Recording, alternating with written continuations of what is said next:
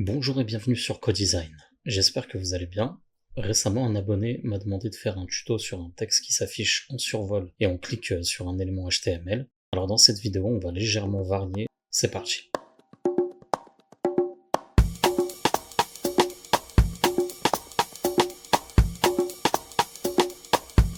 Comme vous le voyez, j'ai un dossier comprenant un sous-dossier font avec une typo au format .otf, un sous-dossier comprenant une image, et je vais créer 3 fichiers HTML, CSS et JavaScript.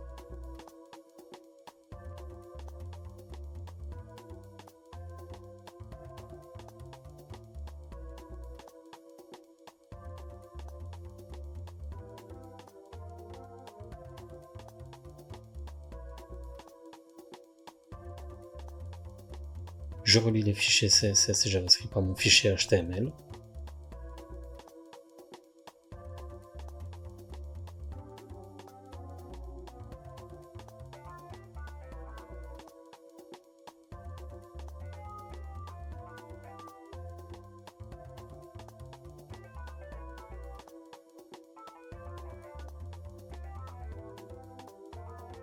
Donc je commence ma structure HTML avec un div de classe container dans lequel je mets 2 divs et une balise button.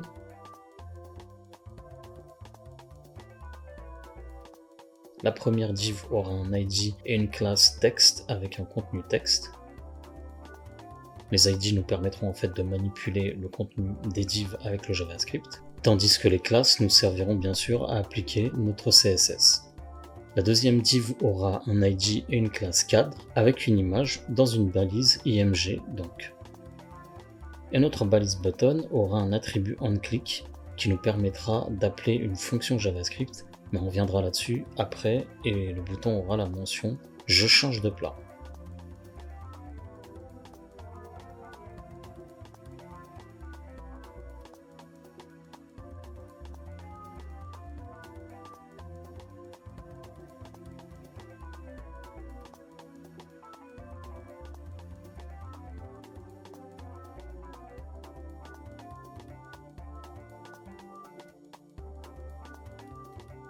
Donc voilà ce que ça donne.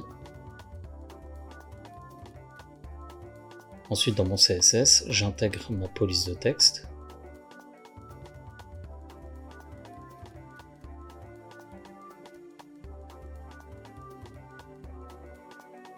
Je donne une couleur de fond à mon body.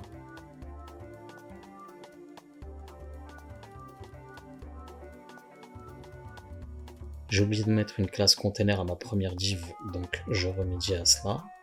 Et je donne une largeur de 400 pixels, un margin de 40 pixels de haut et auto pour centrer mon div, ainsi qu'un texte align center.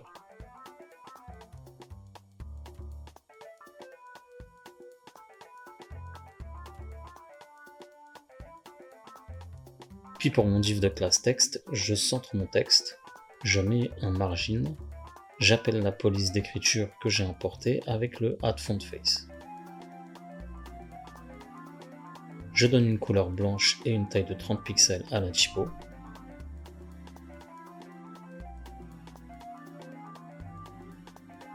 Ensuite, je donne à mon div de classe cadre une hauteur de 200 pixels, une largeur de 400 pixels et un bord.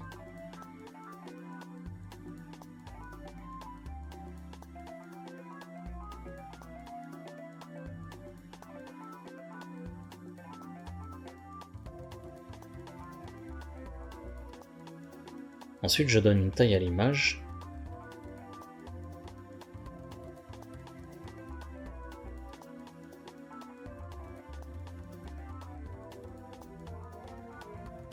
Et je teste.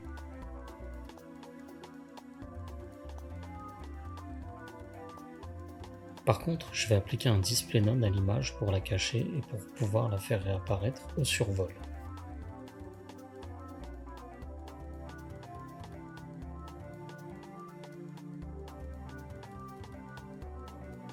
Ensuite, pour le bouton, je donne une marge externe, une couleur de fond, une couleur de typo, une marge interne, une taille de 20 pixels, une autre typo, on enlève le bord et on met des bords hauts.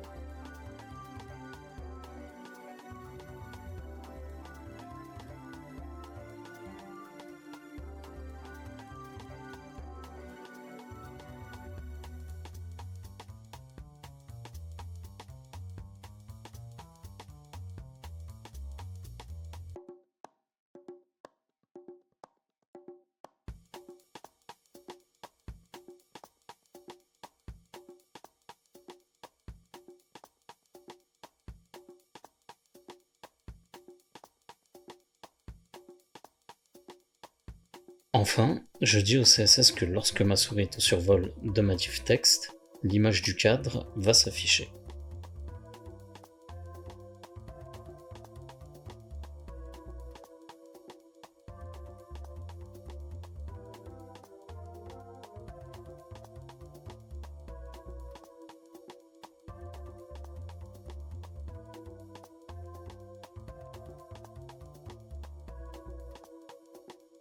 Et je me rends compte que ma div cadre n'aura pas besoin d'ID en fait, donc je l'enlève.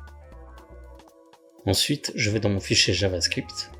Donc je commence par déclarer une fonction que je vais appeler change. Alors attention à la ponctuation car c'est très important et on fait facilement des erreurs. Dans ma fonction, je crée une constante que l'on appelle text. Et je dis qu'elle est égale à la méthode document.getElementById associée à l'ID text, et cette méthode permet en principe de renvoyer l'élément correspondant à l'ID spécifié. C'est une des méthodes de ce que l'on appelle la gestion du DOM, on y reviendra prochainement dans d'autres vidéos.